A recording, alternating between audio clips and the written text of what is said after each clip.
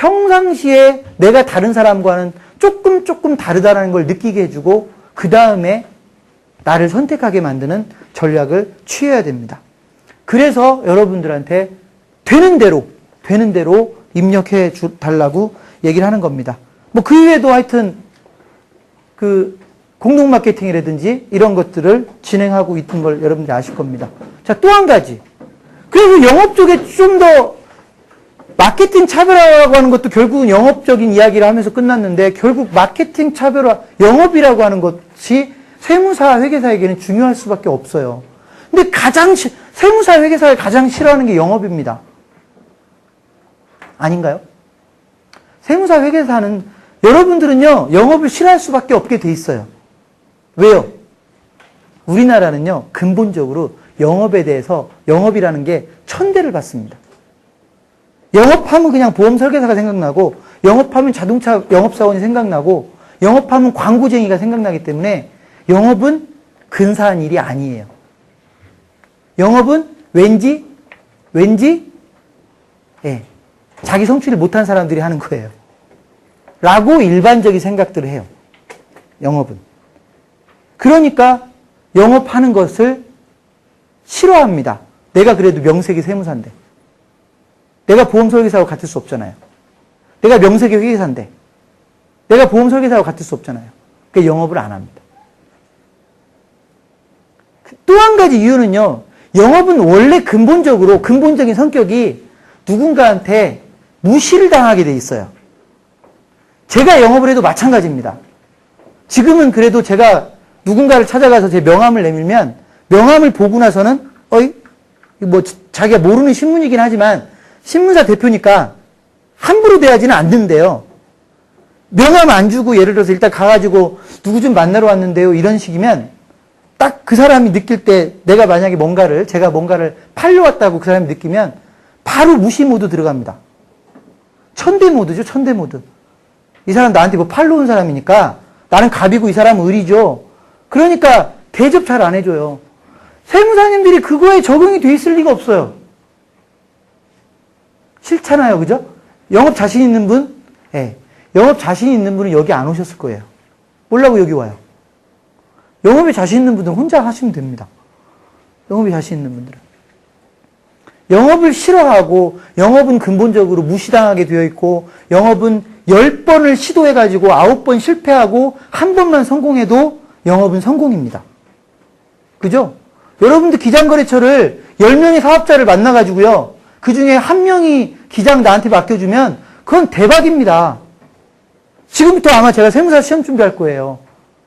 그런 확률이 보장된다면. 물론 저는 이제 안 하겠죠.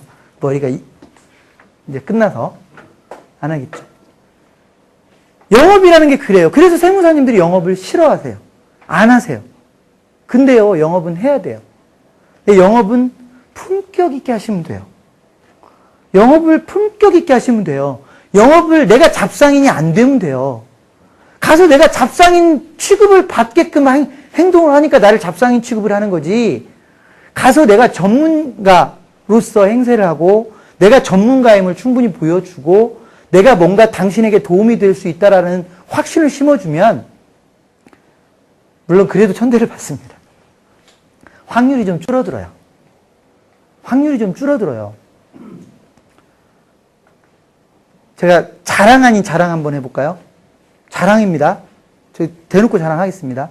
제가 10년 동안 세무사님들, 회계사님들하고 거래를 하고 있잖아요. 그죠? 제 고객은 세무사, 회계사입니다. 근데 저는 아직까지 한 번도 세무사, 회계사에게 밥을 사주면서 영업해 본 적이 없습니다. 우리 회사를 찾아오는 분을 제외하고는. 우리 회사를 찾아오면 제가 밥을 삽니다. 그건 뭐 우리 광고주가 찾아와도 저는 우리 회사를 찾아오면 제가 밥을 삽니다. 그 이후에 제가 세무사님들, 회계사님들을 만나면서 영업하고 이러면서 밥을 사본 일이 없습니다. 제가 잘나서요? 아닙니다. 제 목표는요, 저와의 대화가 끝나면 무조건 어떤 생각이 들게끔 해야 되냐면, 이 사람 나한테 도움이 되겠구나. 이 사람이 나한테 도움이 되는 사람이구나를 느끼게 하는데 온 심혈을 기울입니다. 온 정성을 쏟아요. 1시간이 됐든 2시간이 됐든 저하고 이야기를 끝내면 이 사람이 나한테 도움이 될 만한 사람이구나 라는 느낌을 주기 위해서 최선을 다합니다. 그러면 밥 그분이 삽니다. 물론 에이 관심 없는 사람은 그냥 그대로 나오면 돼요. 그분하고 같이 밥 먹을 일도 없잖아요. 그죠? 그러니까 결국은 영업하는 방법에 있어요.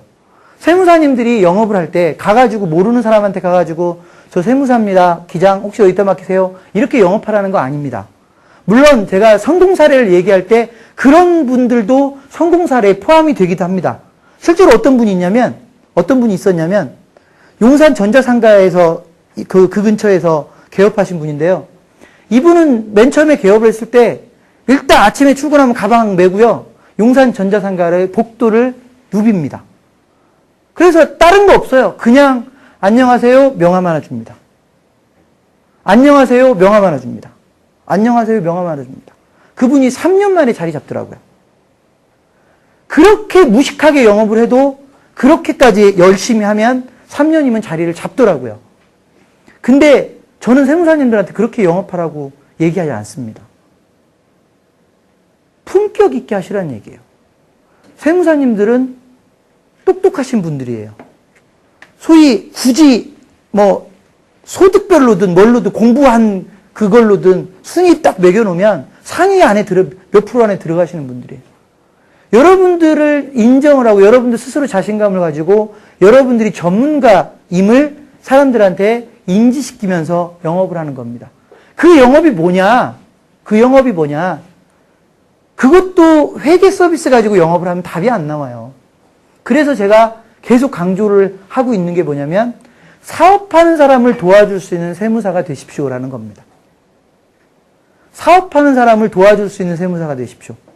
기장도 물론 사업하는 사람을 도와주는 거지만 기장은 어차피 해줄 것이니까 기장 너무 강조하지 마시고 기장 강조하는 순간 나는 뭘 팔아먹는 사람밖에 안 돼요. 그거 강조하지 마시고 사업자를 도와줄 수 있는 노력을 하십시오. 그게 정책자금이든 그게 노동부의 직원을 대신 뽑아주고 예서 한 1,000만 원 제가 여러분들 고객들한테 한 1,000만 원 벌어주는 방법을 알려드릴까요? 지금 여기서 바로 경영학 석사 이상을 중소기업이 채용하면 정부에서 한 1,000만 원 지원해 줍니다. 아셨던 분 들어보세요. 손. 어떤 중소기업에서 경영학 석사를 채용을 하면요. 정부에서 한 1,000만 원 정도를 지원해 줍니다. 이거는 빌려주는 돈이 아니라 그냥 줍니다. 인건비 하라고. 아시는 분? 없으시잖아요. 있으실 거예요. 근데 몇 분은 알면서도 좀 손을 안 드시겠지만 근데 많이 모르세요. 이 내용을 알면 내가 오늘 만나는 중소기업 사장한테 운이 좋으면 1,000만 원 벌어줍니다. 제가 왜 운이 좋으면이라는 표현을 쓰냐면 무한정해 주진 않거든요. 한 중소기업에 뭐 2명까지만 직원의 몇 프로까지만 이런 원칙이 있기 때문에 이미 다 이용해 먹은 데들 이미 알아가지고 그걸 써먹는 데는 내가 그걸 1,000만 원 벌어줄 수 없지만 혹시라도 그 내용을 모르고 있는 중소기업 사장을 만나면 나는 오늘 그 회사에 1,000만 원 벌어줄 수 있어요. 바로. 이렇게 1,000만 원 벌어주는 전문가를 무시해요? 그 사람을 피해요? 피할 수 없습니다. 그런 건들이 깔려 있습니다. 그런 건들이 깔려 있습니다. 내가 사업자를 도와줄 수 있는 건들이 깔려 있습니다. 가장 대표적인 게 정책자금이라는 겁니다. 정책자금. 딸마다 정책자금 못 받아서 중소기업 사장님들은 자금이 없어서 난리인데요.